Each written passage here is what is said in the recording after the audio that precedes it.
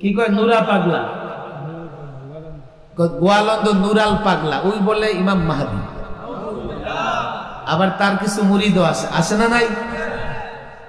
আবার মুরিদরা মরার পরে তার অস্তিত্ব অনুযায়ী কাবার আদলে একটা ঘর বানাইছে, ওইটার মধ্যে তারা কি করছে? দাফন করছে। ধর্মের নামে এই মানুষদেরকে গোমরা করছে নুরাল পাগলা। কথা ঠিক না বেঠিক? আমার যুব সমাজকে অসুস্থ করে ফেলছে, আমার ব্যবসায়ীরা অসুস্থ হয়ে আছে, ঠিক মতো ব্যবসা করতে পারে না। আমার ডাক্তার, চিকিৎসক, ইঞ্জিনিয়ার সব জায়গায় ঝামেলা। দেশটার চিকিৎসা করা, মেরামত করা, সংস্কার করার দরকার আছে না ভাই? একজন ডাক্তার নিয়ে আসছে আমেরিকা থেকে, আধুনিক চিকিৎসক, আমেরিকার ফর্মুলা দিয়ে কি করো? চিকিৎসা করো, রাষ্ট্র উন্নত হবে। আবার কেউ নিয়ে আসছে আকুপাংচার টাইপের চায়না থেকে, না না চায়নার ডাক্তার দিয়ে চিকিৎসা করো। কেউ বলে না ভারতের ডাক্তার দিয়ে চিকিৎসা করো। আসলে আমার দেশের সমস্যাটা, আমার দেশে এখন ওই সমস্যা ১৫০০ বছর আগে আইয়ামে জাহিলিয়াতে অন্ধকার যুগে যেই সমস্যা ছিল, আমার দেশে এখন সেই সমস্যা। কথা ঠিক না বেঠিক?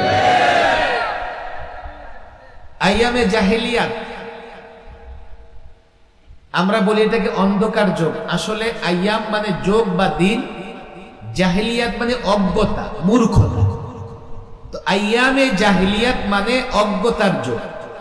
আমরা অন্ধকার যুগ কেন বলি? জ্ঞানহীন মানুষ অন্ধের মতো। কথা ঠিক না বেঠিক? তাহলে যে অজ্ঞ, তাকে আমাদের এই সমাজে তার পরিচয় হয় অন্ধের মতো। কথা ঠিক না বেঠিক বলেন? আইয়ামে জাহিলিয়াতে লোকদের জ্ঞান ছিল না। খেয়াল করেন, তাদের অর্থনীতি ভালো ছিল, বিচার ব্যবস্থা ভালো ছিল, রাষ্ট্র ব্যবস্থা ভালো ছিল না। ওরা জানতো না। যেমন একজন ব্যক্তির যদি জ্ঞান না থাকে, চর্মচক্ষু আছে, জ্ঞান নাই, দোকানে গিয়ে দেখবে একটা জাপানি, একটা চায়না। চায়নাটা দেখতে সুন্দর চকচকে, জাপানিটা একটু দেখতে মন্দ, কিন্তু আসল জাপানিটা। কথা ঠিক না বেঠিক? তার যদি চক্ষু আছে, জ্ঞান নাই, তাহলে কোনটা আসল কোনটা নকল সে চিনতে পারবে না। তখনই তারে বলা হয় চোখ তো আছে, অন্ধ, দেখে কিনতে পারলি না কোনটা আসল কোনটা নকল। জ্ঞানহীন মানুষ অন্ধের মতো। তখনকার অন্ধকার যুগে অন্ধকার ছিল, সূর্য উঠতো না এমন না, মানুষ জ্ঞানহীন ছিল। মানুষ বুঝতো না যে কোন রাস্তায় হাঁটলে আমার অর্থনীতি ভালো হবে, কোন রাস্তায় হাঁটলে বিচারে ন্যায় বিচার প্রতিষ্ঠা হবে, কোন রাস্তায় হাঁটলে রাষ্ট্র ভালো চলবে। মানুষ জানতো না। না জানার কারণে সেই যুগটা হয়ে গেছে আইয়ামে জাহিলিয়া, অজ্ঞতার যুগ, মূর্খতার যুগ, অন্ধকার যুগ। বাংলাদেশে বর্তমানে সমস্যাও তাই। বাংলাদেশিরা জানে না, দোকানদার জানে না ব্যবসা কেমনে করা লাগবে। আমার যুবক রাজনীতি করে, সেও জানে না রাজনীতি কেমনে করা লাগবে। বিচার ব্যবস্থার বিচারকরা জানে না কিভাবে বিচার করলে রাষ্ট্রে ন্যায় বিচার প্রতিষ্ঠা হবে। আছে শিক্ষা, আছে চোখ, কিন্তু অজ্ঞতা। আছে শিক্ষা, আছে চোখ, কিন্তু মূর্খতা। অন্ধকার যুগের চাইতে এ যুগ কোনোভাবেই কম না।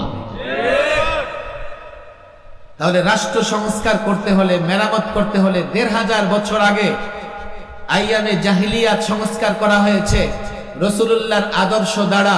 আমি মনে করি ইউরোপ, আমেরিকা, ভারত, চায়না কোন ডাক্তার দিয়ে বাংলাদেশ মেরামত হবে না, বাংলাদেশ সংস্কার হবে না, বাংলাদেশের ট্রিটমেন্ট হবে না। মদিনাওয়ালার আদর্শ ছাড়া এদেশের মানুষের ভাগ্যের পরিবর্তন আসবে না, আসবে না। মদিনাওয়ালা কি পরিবর্তন করছে আমার দিকে খেয়াল করেন আপনারা। প্রথম কাজ হচ্ছে আল্লাহমুখী জবাবদিহিতা। আমরা যত কাজ করি দেখেন কে? আল্লাহ। কোন সন্দেহ আছে? দেখেন কে? বলেন মুখ খুলে কে? রাতের অন্ধকারে করলে কে দেখে? বদ্ধরুমে করলে কে দেখে? ক্ষমতাশীল অন্যায় করলে কে দেখে? দুর্বল অন্যায় করলে কে দেখে? মানুষ যদি এটা মনে করে সবকিছু আল্লাহ দেখে, দুদক লাগবে না, দুদক ছাড়াই দুর্নীতি বন্ধ হয়ে যাবে। আর যদি মানুষ আল্লাহর ভয় না থাকে, তো দুদকের কর্মকর্তারা মনে করবে আরে লোকেরা দুর্নীতি করলে আমরা ধরব, আমরা দুর্নীতি করলে কেউ ধরার নাই, ইচ্ছা মতো দুর্নীতি করবে। দুদকে সর্ষের মধ্যে ভূত আছে না নাই? মুখোমুখি জবাবদিহিতা। ১৫০০ বছর আগে রাসূল মুহাম্মদ সাল্লাল্লাহু আলাইহি সাল্লাম যে কাজটা করতে সক্ষম হয়েছিলেন, একদল এমন মানুষ তৈরি করেছিলেন যারা আল্লাহর ভয়ে সমস্ত অবৈধ কাজ থেকে বিরত থাকতো, আল্লাহর ভয়ে তার নির্দেশ মেনে চলতো। আমি তো পরিষ্কার বলি, বাংলাদেশের এই যে সমস্যাগুলো দূর করতে হলে আল্লাহর ভয় লাগবে, আর আল্লাহর ভয় আছে রাসূলুল্লাহর শিক্ষায়, রাসূলুল্লাহর আদর্শে।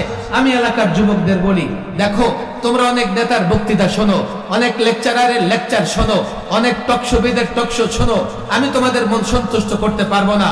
আমি তো গ্যারান্টি দিয়ে যাই, আমার দেশের যুবক অনেক শ্রম দেয়, আমার দেশের দোকানদার অনেক শ্রম দেয়, রাজনীতিবিদ অনেক শ্রম দেয়, আমার দেশের চাকরিজীবীরা অনেক শ্রম দেয়।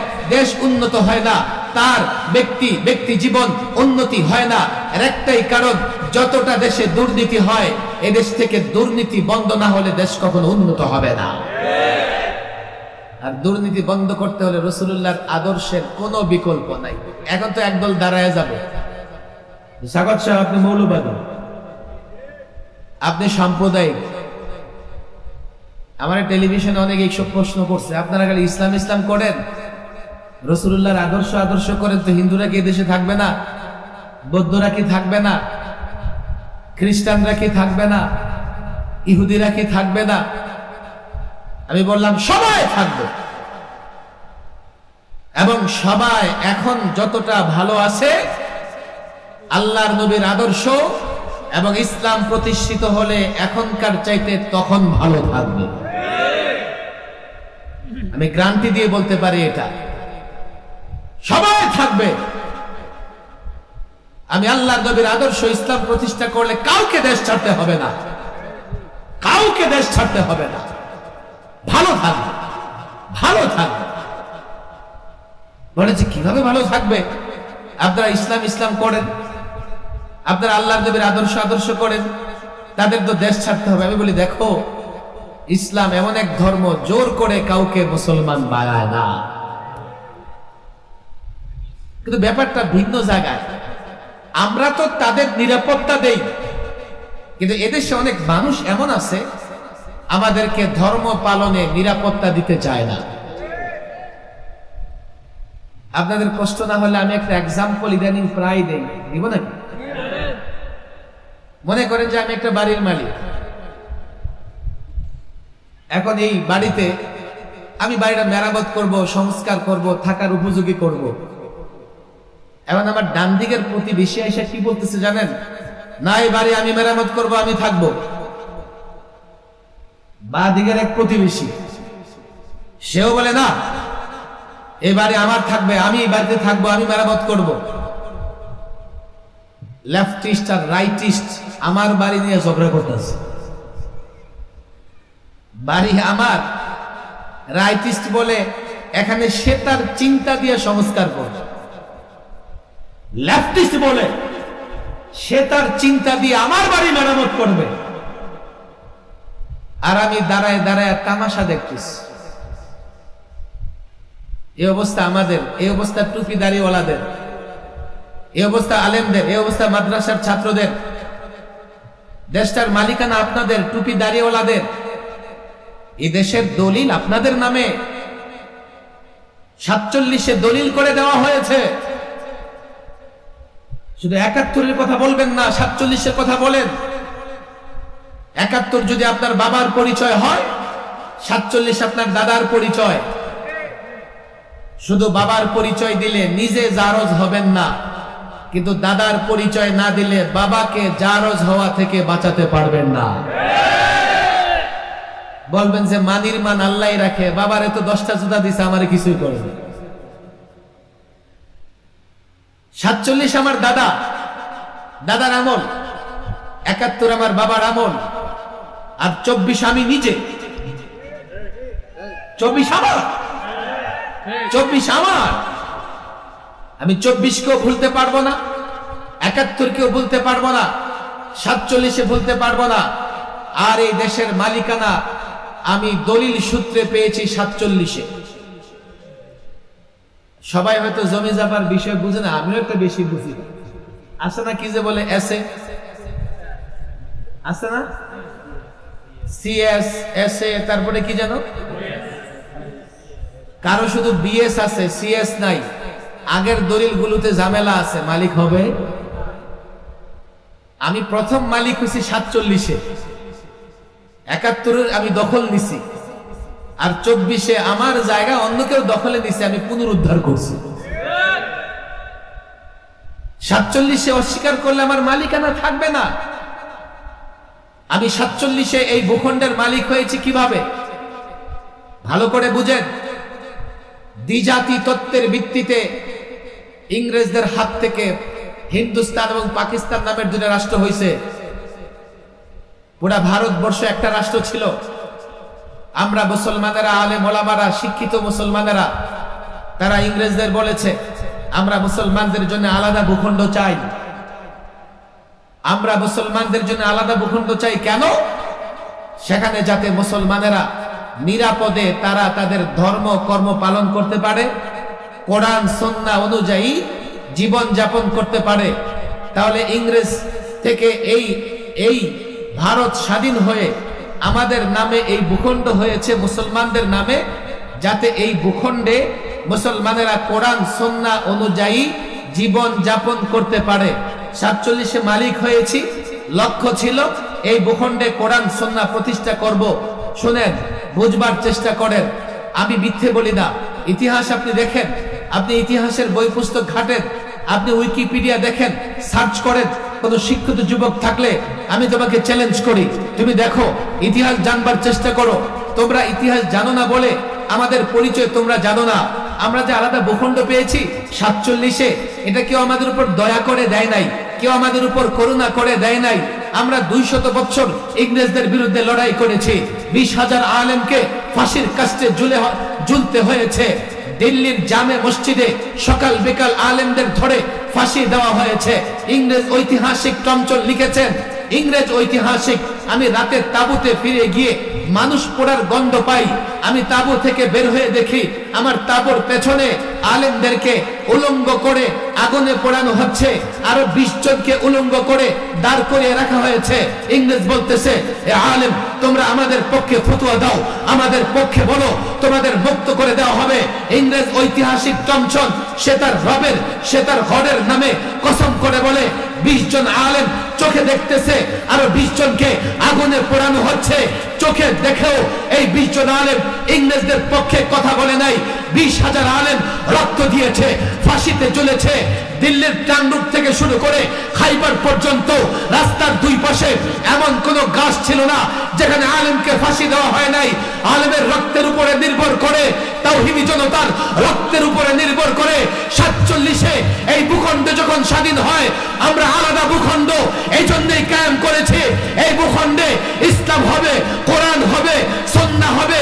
আমি দলিল সূত্রে এই ভূখণ্ডের মালিক, আমি মুসলমান, আমি দলিল সূত্রে এই ভূখণ্ডের মালিক। আমার টার্গেট, আমি ইসলাম কায়েম করব। যারা বলে 71 ইসলাম মানা যাবে না, যারা বলে 24 ইসলাম মানা যাবে না, ইসলাম পালনে, ইসলাম প্রতিষ্ঠায়, আল্লাহর নবীর সুন্নাহ প্রতিষ্ঠায় যে বাধা দেবে, যে বাধা হবে, সে গাদ্দার, দেশের গাদ্দার, ইসলামের গাদ্দার। আল্লাহর কসম, সেই ভূখণ্ডে বসবাস করতে পারবে না।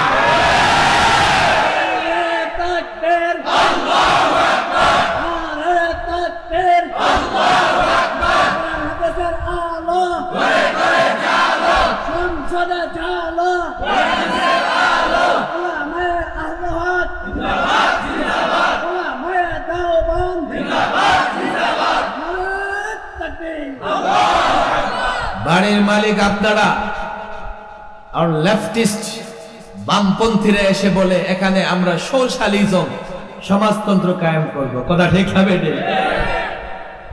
পত্তলিকদের অনুসারী যারা, তারা পার্শ্ববর্তী রাষ্ট্র থেকে সেকুলারিজম, ধর্ম নিরপেক্ষতা নিয়ে আসতে চায়। কেউ বা ইউরোপ আমেরিকায় পড়াশোনা করে, সেখান থেকে তাদের বিকৃত ডেমোক্রেসি, তাদের বিকৃত চিন্তা নিয়ে আসতে চায়। আর আমরা দাঁড়িয়ে আছি, আমরা দর্শকের ভূমিকা পালন করতেছি। অথচ এই ভূখণ্ড আমার। এ মুসলমান যুবক, তোমার দল ভিন্ন হতে পারে, তোমার নাম ভিন্ন হতে পারে, তুমি যে চিন্তাই করো করতে পারো, এটা তো চিন্তা করো। এই ভূখণ্ড তোমার, ইসলাম ইসলামের জন্য ভূখণ্ড পেয়েছো, বিশ্বাস হয় না। ইসলামের জন্য ভূখণ্ড পেয়েছো, বিশ্বাস হয় না। যুক্তি দরকার, আমাকে তুমি বুঝাও, আমাকে বুঝাও। পাকিস্তানের দুই অংশের সঙ্গে ব্যবধান 2000 কিলোমিটার। অনেকে বলতে চায় যে ভাষার কারণে আমরা এই ভূখণ্ড পেয়েছি। আচ্ছা, পশ্চিম পাকিস্তানের ভাষা কি? আমাদের ভাষা কি? 2000 কিলোমিটার দূরে দুই ভাষার লোকেরা কেন একসাথে হইল? যদি ভাষার কারণে আমরা এই ভূখণ্ড পাইতাম, তো আমাদের ভাষা মিলে ক্যালকাটা, আসাম, ত্রিপুরার সঙ্গে।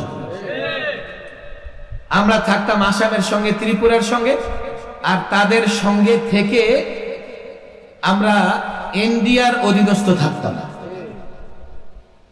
যদি বলে ভৌগোলিক কারণে, কোথায় ভৌগোলিক? 2000 কিলোমিটার যাওয়ার কোন রাস্তাই তো নাই। 2000 কিলোমিটার দূরে যাওয়ার কোন রাস্তা নাই।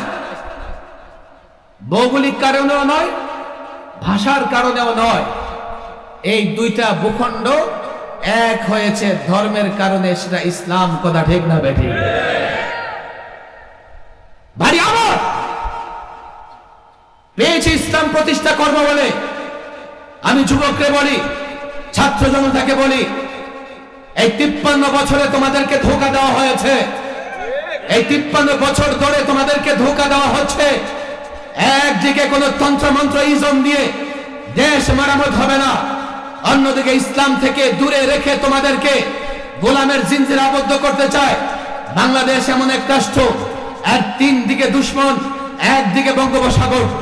যদি মনে করো দুশ্মনদের বিরুদ্ধে লড়াই করবে, ইসলাম ছাড়া লড়াই করতে পারবে না। যদি মনে করো বঙ্গোপসাগরে ঝাঁপিয়ে পড়বে, শরীর সমাধি হয়ে যাবে, ফিরে আসতে পারবে না। ইসলাম তোমার শক্তি, ইসলাম তোমার পাওয়ার, আল্লাহর নবীর সুন্নাহ তোমার পাওয়ার।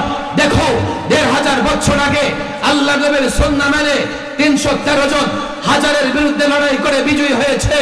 রোমানদের বিরুদ্ধে মাত্র 30,000, 2 লক্ষের বিরুদ্ধে লড়াই করে বিজয়ী হয়েছে। ইসলাম পাওয়ার, ইসলাম শক্তি।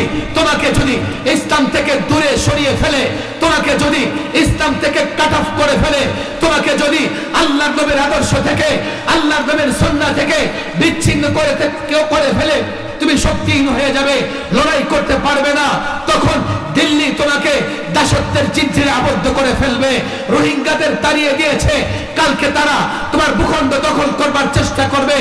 আর যদি তুমি মনে করো তোমার কাছে ইসলাম আছে, আল্লাহর নবীর সুন্নাহ, আল্লাহর নবীর আদর্শ মানো, আমি তো বলি আজ থেকে 1400 বছর আগে 17 বছরের একজন যুবক যার নাম মোহাম্মদ বিন কাসেম, মোহাম্মদ বিন কাসেম যদি আরব থেকে এসে দিল্লিতে ইসলামের পতাকা উড্ডীন করতে পারে, তুমি কেন পারবে না? মোহাম্মদ বিন কাসিমের শক্তি ছিল ইসলাম, মোহাম্মদ বিন কাসিমের শক্তি ছিল আল্লাহর নবীর সুন্নাহ। মোহাম্মদ বিন কাসিম আল্লাহর নবীকে ভালোবাসতেন। এ বাংলাদেশের যুবক, মাদ্রাসার ছাত্র, আলেম ওলামা, আজ যদি আল্লাহর নবীর সুন্নাহ ধরতে পারো, আজ যদি আল্লাহর নবীর আদর্শ ধরতে পারো, পশ্চিমা আদর্শ, পশ্চিমা ইজম ছুঁড়ে ফেলতে পারো, পরিষ্কার বলে দাও, দিল্লিকে বলে দাও, ওয়াশিংটনকে বলে দাও, পিন্ডিকে বলে দাও, বেইজিংকে বলে দাও, আমরা আল্লাহর নবীর আদর্শের গোলাম, আমরা আল্লাহর নবীর সুন্নাহ মানি। আসো আমাদের উপর আগ্রাসন চালাবে, আসো আমাদের উপর জুলুম করবে, আমরা মোহাম্মদ বিন কাসিমের তরবারি দিয়ে ময়দানে ঝাঁপিয়ে পড়ব। শুধু বাংলাদেশে নয়, ঢাকায় নয়, দিল্লিতে ইসলামের পতাকা উড্ডীন করব, কেউ ঠেকাতে পারবে না।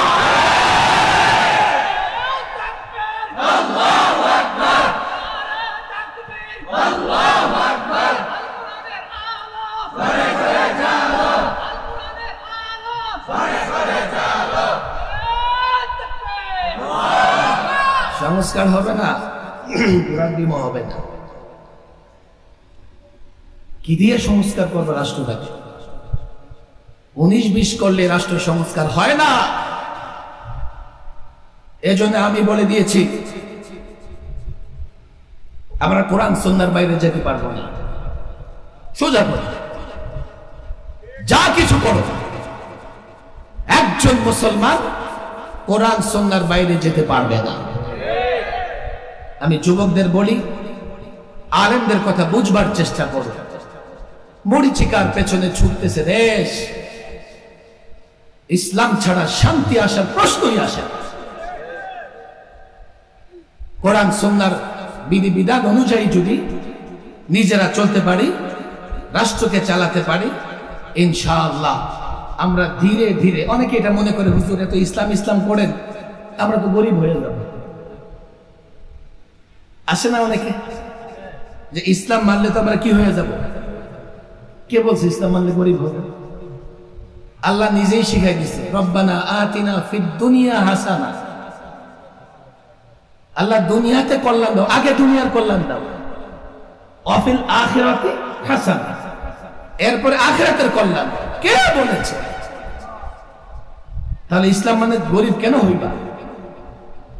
কে বলেছে গরিব হয়ে যাবে ইসলাম মানে? ইসলামের বরকতে আরবরা ধনী, কথা ঠিক না বেঠিক?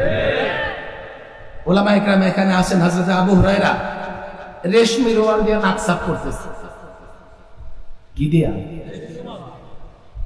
আর বলতেছে আবু হুরায়রা রেশমি রুমাল দিয়ে নাক সাফ করো, তুমি তো ওই আবু হুরায়রা যে ক্ষুধার যন্ত্রণায় মসজিদে নববীর বারান্দায় পড়ে থাকতা। লোকেরা মনে করতো যে মৃগী রোগ হয়েছে। সেই আবু হুরায়রা রেশমি রুমাল দিয়ে নাক সাফ করতেছে ইসলামের বরকতে, কথা ঠিক না বেঠিক? গরিব তো হবেনই না, ইসলামের বরকতে আল্লাহ তাবারক ওয়া তাআলা আমাদের ধনী বানায় দিবেন।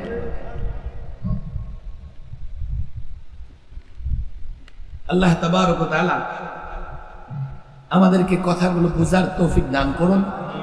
আমি আহলুস সুন্নাহ ওয়াল জামাআহ আলেমদের বলবো, দেখেন আমি কিছু কথা বললাম, আর এই অঞ্চলের কারো সঙ্গে আপনাদের বিরোধ থাকবে না।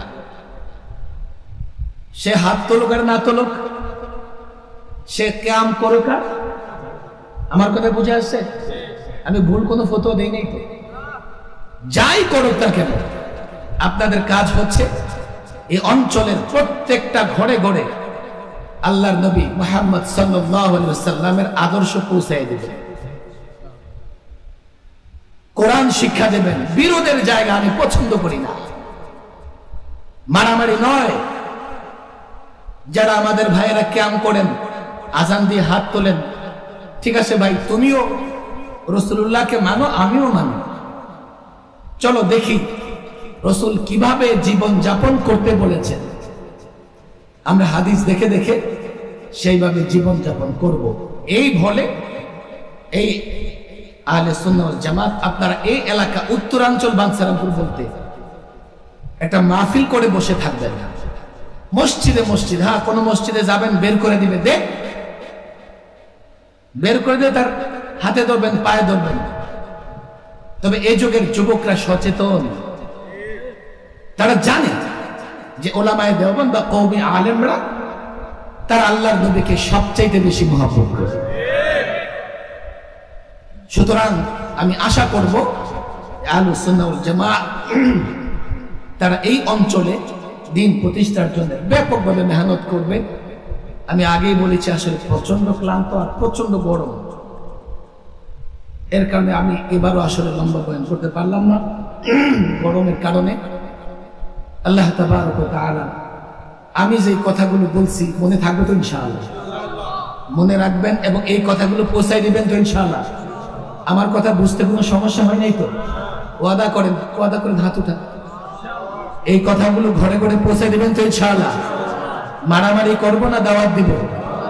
মারামারি করব না দাওয়াত দিব? আর আল্লাহর নবীর সুন্নাহ বাস্তবায়ন করব তো ইনশাআল্লাহ? আল্লাহ তৌফিক দান করুন। সকলে দুরূদ শরীফ পড়েন, দুরূদ শরীফ পড়েন।